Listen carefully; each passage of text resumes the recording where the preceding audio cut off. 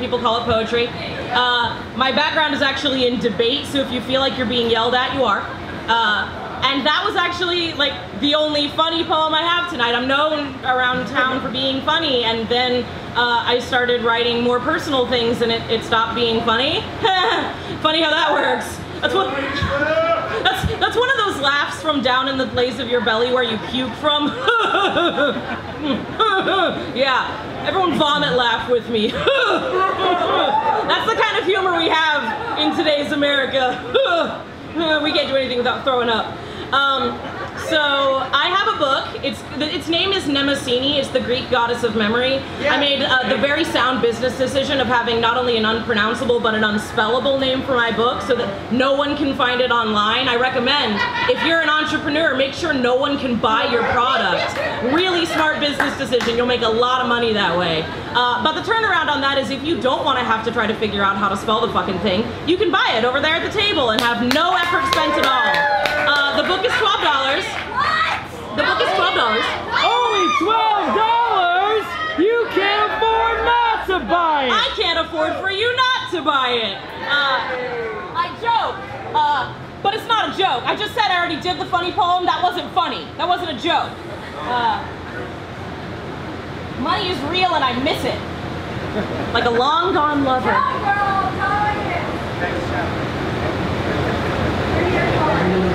I act like I ever had money to chase after longingly. Are we ready to continue? We're ready. Excellent. I'm going to do another poem from the book. Is that cool? So I was using Facebook for its intended purpose, which is listening to men explain women to me. And David said, if you get pregnant, you rolled the dice, now deal with it. Tired of all the bitching by those who knew the risk and did it anyway. Well, David, I have a lot of potential responses for you. Do you want to hear the one about how our society blocks people from using protection and birth control through a combination of medical misinformation, religious stigma, and economic oppression? Or do you want to hear the one about why we should prioritize compassionate care for all people regardless of your judgment because, oh, I don't know, quality of human life is its own reward? Or do you want to hear the one about how many people aren't given a choice about having sex in the first place? We talk a lot about who should be allowed to have an abortion, and when, and where, and with whose consent, but there's a fact we often overlook. No one wants an abortion. That's what you think is happening, right? That abortion is the fun, easy option for the modern woman on the go. That we schedule our abortions between our mimosas and our mani-pedis. That we get pregnant every time we have sex, just in case it turns out the guy's rich. Then pop in for an abortion when he doesn't call us back. That it took ups on Saturday night and abortions on Sunday morning. No wonder we keep missing church. No one wants an abortion. No one wakes up in the morning and says, you know, it'd be fun. Terminating an unwanted pregnancy, making a doctor's appointment probably half a state away, getting an invasive medical procedure, bleeding for hours, and then being shamed and blamed for it for a lifetime. So much fun! No one wants an abortion. We want to not need one. We want safe, effective birth control. We want birth control options as varied as our bodies. We want birth control that doesn't care how much money we make. We want birth control that doesn't ask permission from our boss or our president. We want families who don't see it as a dirty secret. We want schools that teach us how to use it. We want beliefs that don't call it a gateway to sin. We want partners who use birth control. We want partners who won't leave us at the first positive pregnancy test. We want partners who won't sabotage our birth control to keep us stuck in a relationship. We want partners who won't fold the new baby into their cycle of abuse. We want to stay alive. We want to prevent life-threatening infections. We want to preempt miscarriages. We want to avoid painful and dangerous surgeries. We want to live to raise our babies. We want our babies to grow up properly cared for. We want healthy babies. We want to spare our babies the agony of malformed life. We want our babies, sometimes for months, until the heart monitor stops, or the doctor frowns and doesn't know what to say. No one wants an abortion. No one wakes up in the morning and says, you know what'd be fun? Conceiving a child I can't feed, or can't protect from her father, or won't ever meet alive. Won't that be fun? Let's all go get abortions.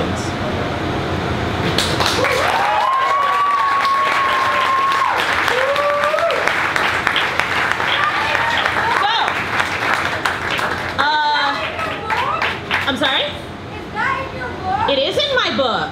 You should buy it. I mean, I'm not saying that the poem is on paper and you can imagine me reading it aloud to you as you read it. But you can take that experience home with you. You can give me money and I'll give you a book and we'll make an economy happen, I promise. It'll be a more equitable one than the one we live in, that's for sure. There's that vomit laugh again. Speaking of things that are darkly funny, this is a pretty standard transition in my work. The life cycle of the puss moth. The puss moth begins life as a caterpillar living in very dense forests, and like all larvae, it's soft and squishy and a favorite of predators, and it knows it. But it also knows how to fight back. When it's attacked, it squirts formic acid to burn its attacker. In a forest this close, even the leaves whisper. The puss moth hears about all the caterpillars who are eaten every day, about the woodpeckers hammering on tree trunks, the grackles squawking hungry, even the soft chickadees have to eat. The puss moth wonders why other caterpillars don't just learn to spit acid. It's like they're asking to be eaten. It's a caterpillar's job to be careful. After all, birds will be birds. But as it grows up, grows fatter and juicier, sees the birds flocking thicker, it starts to get scared. It counts all those other worms, wonders if 1 in 6 really wanted to be eaten, or if they spat all the acid they could and it didn't help.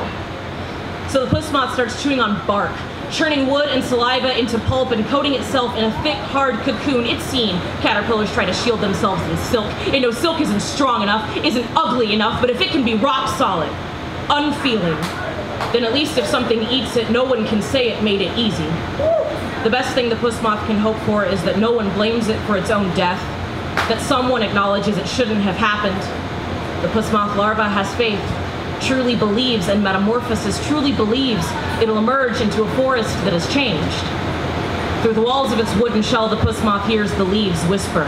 There's a bird, they say, a snow-white swan. They say he ate a larva cocooned in alcohol. They say birds gotta eat. They say he bit right through her developing wings. They say he swims so well. They say you can't blame a swan for pecking holes in every pupa. They say they know he did it, but he just swims so well. The puss moth hears, and the formic acid boils in its throat. It spent its whole life trying to be dangerous or hard or tasteless just to avoid the beaks of arrogant birds. It had thought, it had convinced itself that at least a wooden cocoon would be respected, but it sees now. It's not that the trees don't believe caterpillars are eaten every day. They don't think it's wrong. It's not that the birds don't realize how much it hurts to rip a pupa open. They don't mind. The puss moth breaks out of its cocoon by burning through it with acid. When the bile in its throat is too much to take, it emerges winged and camouflaged, but no less edible, and it knows now. As long as birds gotta eat more than moths gotta live, no amount of acid or cocoon or camouflage will ever convince a bird to keep its beak shut or a forest to care.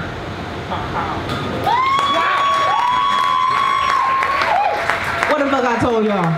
Didn't I tell y'all what I told y'all? You gotta be listening. I didn't know she was gonna be here! You know what I'm saying? Ah! Right. Because I be everywhere as I'm a fucking ninja. Also, okay, Nadine, which is your bartender in the back. Y'all give it up for Nadine though, for real. Stop playing with yourself. You feeling good because Nadine did it. She put some money into our tip jar for Teresa to start us off. And all you gotta do is follow suit. You understand what I'm saying? So what we won't have is for when people come here to feature, that they leave with like less than $40. So I'm gonna give you a challenge. You're gonna make sure that there's at least $50 or more inside of this bucket. Can we do that? Can we do that? I believe in you. I believe in you. That she can leave. Look, my man, she's like, wait a minute, I don't know. But also that constitutes you also buying her work, okay? We just wanna make sure that she leave feeling good, that when people come to visit us, that they know that they were supported, right? All right, y'all give it up for Teresa Johnson. Keep it going for Ebony Stewart, your hostess with the mostest. Yeah! One person clapping for Ebony! Give it up for Ebony! What? Ungrateful. So speaking of men ain't shit. Okay. This is I was telling y'all that some of the more personal shit I've been writing isn't as cute, and this is that. I've read this before, but it has not been scored, so it is still new shit.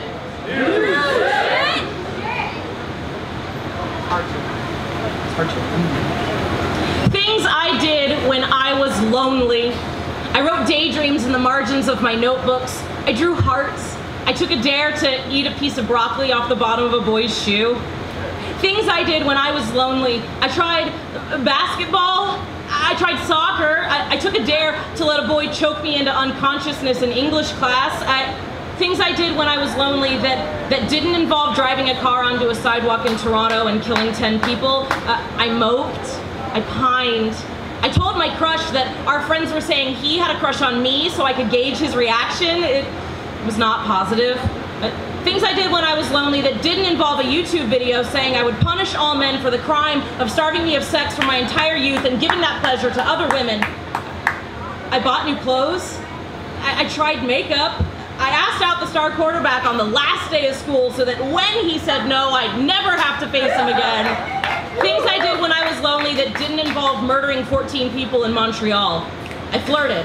I swiped. I went to a dance class every week hoping I would meet some men, and I did, and they were all in their 70s. Things I did when I was lonely that didn't involve estimating that there were roughly 30 million desirable single men in the world and that they were personally and specifically excluding me from the experience of companionship.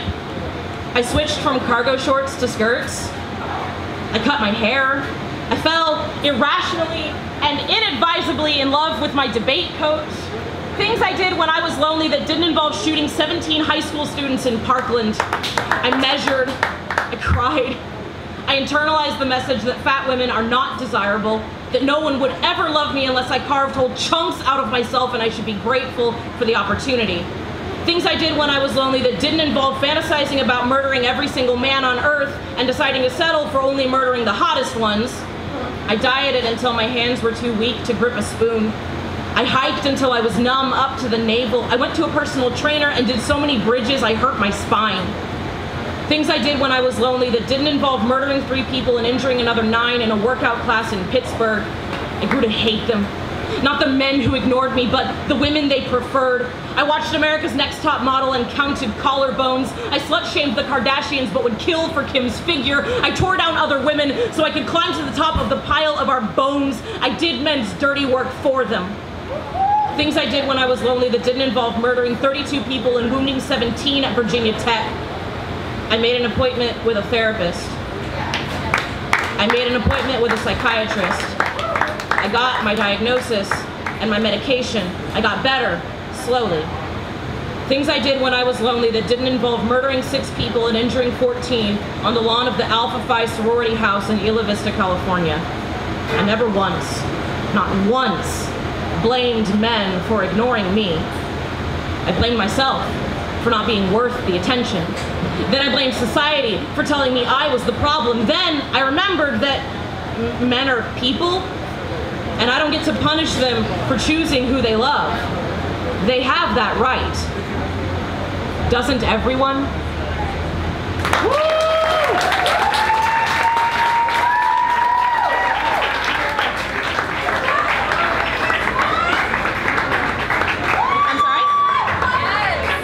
Way too new. That poem is not available in the book, but hopefully, if you buy enough books, I can afford to make another book, and then that'll probably be in that. So, perpetuate the cycle of poets just putting their money back into being broke poets. It's expensive to be broke, so chip in. All right, Ebony ma'am, do I have time for 2 more? Okay. This one's another fairly new one. It's not new shit, but it's along the same theme. This poem is very important to me, and I want to say something important about it, but I kind of can't. I think I just need to say it.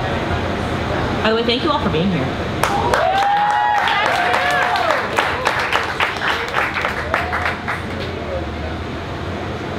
When the first bomb went off in Austin, I knew the bomber was white. When the second bomb went off, I knew he was a man. The third bomb said he was from a well-to-do family. The 4th bomb said he was Christian. The 5th bomb said he was educated. Long before the 6th bomb that he used to escape a trial, I knew what they would eventually say about him, that he was mentally ill. Traffic was a nightmare on my way to the doctor's office that morning. I saw the news vans lined up along the highway and feared it was just a report on an accident. My doctor forgave me for being late, said they were expecting it with the traffic. I call him my doctor. He's my psychiatrist. I wasn't sure if I should say that. When the first bomb went off, I knew they'd never connect it to his white privilege. When the second bomb went off, I knew they'd never connect it to his male entitlement. The third bomb said it couldn't be the self-delusion of affluence. The fourth bomb said it couldn't be the persecution complex of Christianity. The fifth bomb said it couldn't be the elitism of education. Long before the sixth bomb, I knew what they would eventually say about him, that something was sick in his brain, something unpredictable and explosive, something struck him as randomly as he struck out, and now everyone in the waiting room is ticking. Every time a white man commits mass violence, it takes us no time to get him a diagnosis. Meanwhile, I had depression from 25 and we just called it sleepiness. Anxiety from 15 and we just called it being a high achiever. No real rush for mental health awareness, just a parade of men with expectations that their lives will be perfect and no coping mechanisms when they aren't. Just one convenient scapegoat they all coincidentally had, and a pileup of news vans on I-35 blocking the rest of us from getting help. It's true though, mental illness can cause violence, just not to the people we think. When my friend from Anime Club got sick, she didn't start writing manifestos.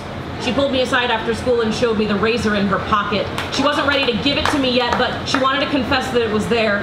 When my friend from orchestra got sick, she didn't bring a gun to school. She brought a baggie of pills, asked me to get rid of them for her, said she didn't trust herself to have them at home. I was never worried my friends were gonna hurt anyone else. I was worried they would go home from school and wouldn't come back the next day. If anyone was gonna metamorphose into a monster, it was gonna be me. I had the hairpin temper and the history of violent behavior, and I knew where my father kept his guns. But when the cocktail of chemicals combusted in my brain, I didn't go to the hardware store for bomb supplies. I started fantasizing about driving my car off a bridge. It's almost like mental illness is not the cause of mass violence. It's almost like we only acknowledge the existence of mental illness when it's to disguise the narcissism of violent men. It's almost like we're diagnosing the wrong disease.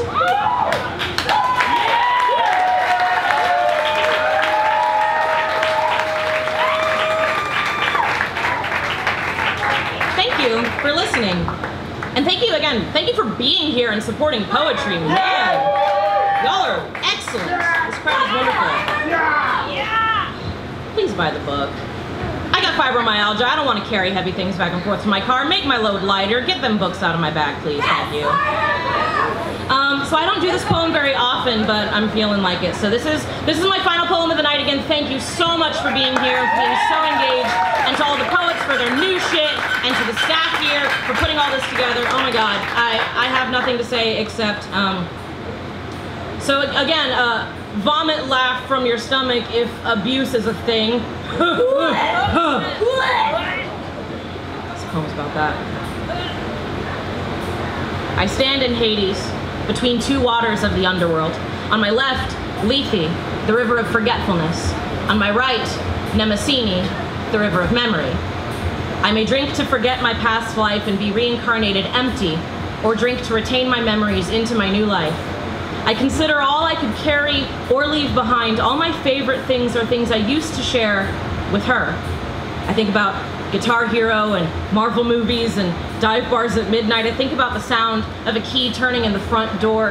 Everyone who walks into this house is her for a split second before I remember. I think about my hometown in New Mexico, the place that was mine before she ever existed. Everything has her all over it now. We wrote together here, typing on our phones 400 miles apart. Every thorn on every mesquite bush clings to a scrap of paper bearing her words. It's raining for the first time in months. The stones sink into the mud outside my parents' house. The sidewalk is a river. The pit out back is a river. This place never had waters until now. I know the Lethe could wash the pain away, but it would take everything with it. Am I allowed to keep the joy our friendship gave me, or do I have to box it up and give it back to her? When I stopped letting her hurt me, did I forfeit the right to my own memories? If I want to keep them, do I have to keep her? On the other side of the river, Mnemosyne's daughters, the muses, stand along the bank and sing. Sing Cleo, historian. A friendship is not worth keeping just because it spanned a longer time. You can tuck these threads into the tapestry of your memory and keep sewing new patterns. Sing Terpsichore, dancer. When it rains, your feet will sink into the thirsty mud. Push with your legs and you can move forward. The work will make you tired, but it will make you stronger. Sing Polyhymnia, writer of hymns. Your God made you human and you can only endure so much. Some people do not merit the labor of your love and you are not required to give it as an act of charity. Sing Melpomene, tragedian. You do not prove you love someone by letting them hurt you. You deserve to be loved for more than the amount of pain you will allow others to inflict on you. Sing Arato, lyricist. A slant rhyme is when something is so close to right and still wrong. You can wish good for someone without fixing it yourself. You can love someone and still leave. Sing Talia, comedian. You are not shallow when you prefer laughter to heartache. You are allowed to want friendship that feels good. Your life is allowed to get better. Sing Urania, astronomer. The sky in New Mexico is so big. There is room in this universe for you and for her without ever crossing each other's orbit.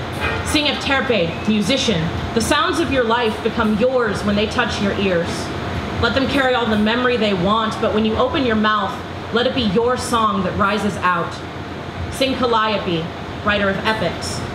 Life is long, and all its chapters don't fit together neatly. There's no moral here, no ribbon to wrap it up. The pleasure of the tale is simply in the telling, simply to know you have so much to tell. Thank you right about now. So grateful for you.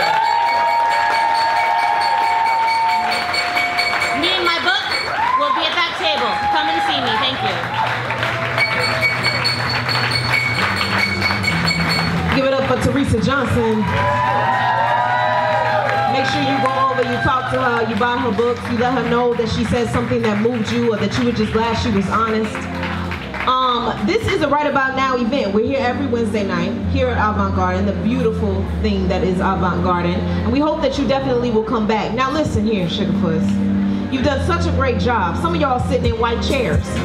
We want you to, if you're sitting in a white chair or next to a